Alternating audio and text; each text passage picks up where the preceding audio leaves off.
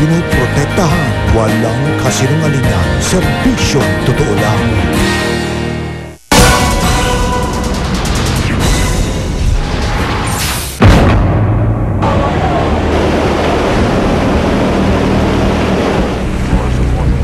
Ang 8.9 magnitude na lindol na yumanig sa bansang Japan, isa sa pinakamapinsala sa kasaysayan ng mundo.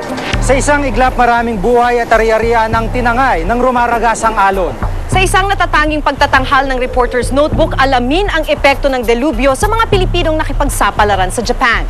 At suriin kung gaano nga ba kahanda ang bansa sakaling dumating ang ganitong hagupit ng kalikasan. Tutukan ang mas malawak na paglalantad ng mga issue at balita dito sa Reporter's Notebook. We're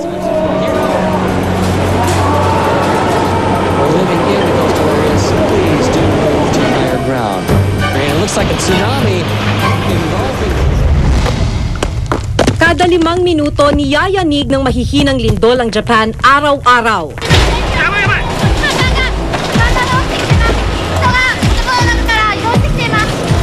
Pero mas malalang naganap noong Biyernes, March 11.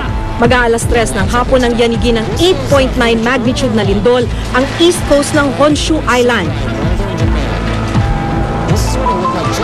Ang pinakamalakas na lindol na naitala sa Japan sa nakalipas na 140 taon. Sa lakas ng pagyanig na hinto maging ang sesyon ng mga mambabatas sa Japan. Apektado mula sa pinakamataas na opisyal hanggang sa ordinaryong mga mamamayan, kabilang na ang mga Pilipinong naroon. Isa ang kababayan nating si Lara Magtalas sa mga nakaramdam ng pagyanig. Malakas.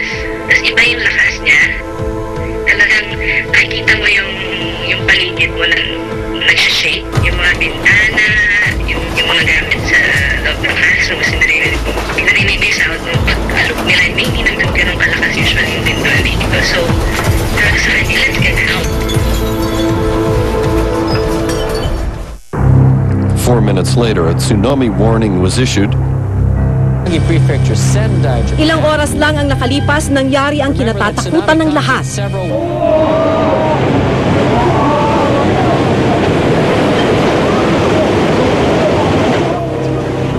Tatlumpung talampakang tsunami ang humampas sa dalampasigan na kasing taas ng 3 palapag na gusali. And it looks like the tsunami has engulfed several cities. Mas nakapangingilabot na ang mga sumunod na eksena. Live footage of Miyagi as the tsunami has struck the area, obviously Sa engulfing. isang iglap, nilamon ng rumaragas ang tubig ang mga kotse, bahay at maging mga barko. Slashed against Japan's shores as a string of tsunamis triggered by the country's largest quake. Ang ilang biktimang nasa taas ng kanilang mga bahay, kanya-kanyang wagayway ng puting tela para humingi ng saklolo.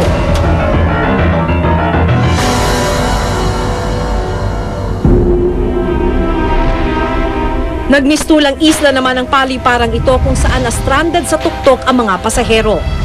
Ang nagngangalit na tubig sinundan pa ng pagsiklab ng apoy sa isang oil refinery dahil sa lakas ng impact.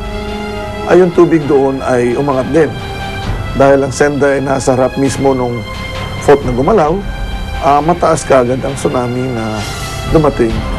At itong tsunami na to ay lumayo doon sa pinanggalingan ng lindol, papunta sa iba't ibang mga bansa sa paligid ng dagat Pasipiko.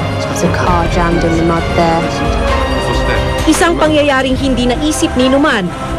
Mahigit 2,000 na ang kumpirmadong nasawi sa trahedya, samantalang mahigit 3,000 ang hindi pa rin natatagpuan hanggang ngayon.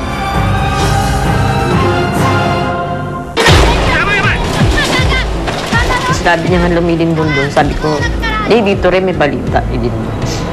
Sabi ko, mag-ingat ka dyan ha. O sige, maingat din kayo dyan. Yun lang, tapos di nakandip.